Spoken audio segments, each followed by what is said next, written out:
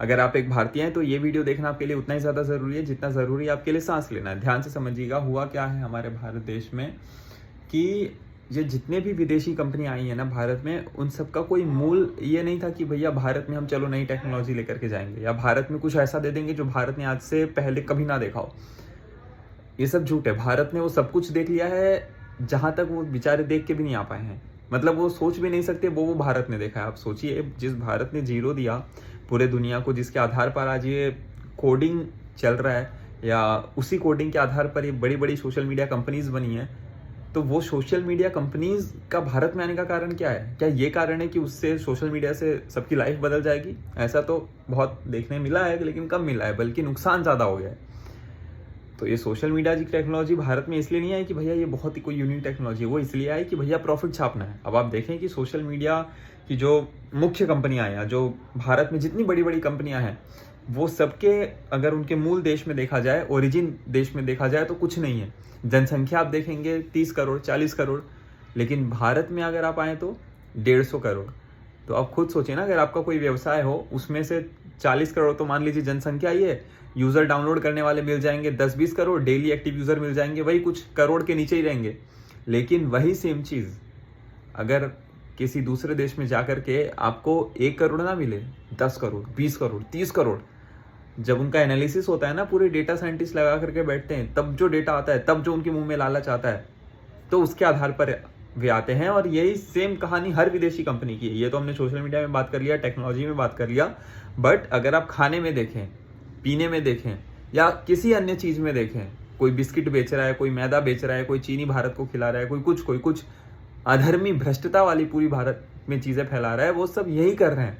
अब तो चलो लोग हेल्थ कॉन्शियस हो रहे हैं, तो लोगों को समझ में आ रहा है कि भैया क्या नहीं खाना है, आयुर्वेदिक या वैदिक तरीका या सात्विक तरीका अपने जीवन का बनाना है, वो तो लोगों को अब समझ में आ रहा है। लेकिन पिछले 15-20 साल 50 साल से भारत में जो विधर्मी आए, ये वो इसीलिए आए कि चलो भैया भारत को तो पहले लूटा।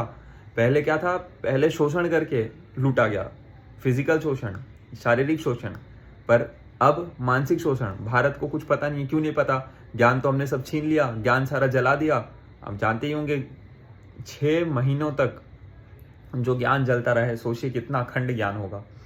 अब वो ज्ञान हमसे छीन लिया गया, हमें कुछ पता नहीं है क्या सही है क्या गलत है। कुछ भी ले जाओ, कुछ भी भारत में बेचो, लाइसेंस भी आसानी से मिल जा रहा है। तो ये इसीलिए यही कारण है। आप देखेंगे कि पिछले कुछ वर्षों में जो भारत सरकार ने काम किया है कि भैया चलो मेड इन इंडिया ला दो, या आत्मनिर्भर भारत की बात हो रही है, या स्वदेशी भारत की बात हो रही है, तो किस लिए हो रही है? वो इसीलिए हो रही है, स्वदेशी गूगल का ऐप आए या स्वदेशी कोई भी चीज़ आए, तो उसमें हमें अपना सहयोग देना। वैसे में हम क्या करें? ऐसे में हम केवल इतना करें कि जितना ज़्यादा से ज़्यादा हो सके भारत का जो ज्ञान है या जो हमारा वेदों का ज्ञान है, उसको जहाँ से हो सके खोजना शुरू करें। क्योंकि देखिए किसी के पास है नहीं, एआई आज हमारे पास में है, अच्छे अच्छे संत हैं हमारे पास में, उनसे हम जा करके सीखें, एआई से सीखें। वहाँ से हमें जो भारत की मूल ज्ञान है, आपको क्या लगता है टेलीपोर्ट टेक्नोलॉजी भारत की नहीं रही है? या विमान बनाने की टेक्नोलॉजी भारत में नहीं थी? अरे कौन सी टेक्नोलॉजी भारत में नहीं थी जो आज बाहर से हमारे यहाँ आ रही है? लेकिन बस वही हो गया है कि वो ज्ञान हमारे पास में है नहीं। टेलीपोर्ट तो अभी कुछ समय पहले की बात है, अभी नाम नहीं लेना चाहिए, लेकिन कई ऐसे सिद्ध संतों में आप ये चीज देख पाएंगे। एक मंत्र किया या आंख बंद किया, यहाँ से वहां चले गए कुछ सेकंड्स में। तो ये सब तो हमारे यहाँ पहले से ही थी। टेलीपोर्ट करने के लिए आज आधुनिक में क्या है कि भैया कोई मशीन होगा, उसमें आप बैठेंगे, फिर यहाँ से वहां जाएंगे। ये सब अपने यहाँ नहीं था। इससे भी कई उच्च बहुत सारी चीजें थी, बहुत सारी चीजें।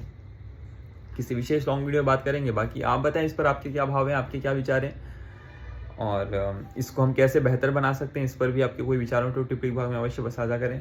राधे कृष्ण, जय सिया राम।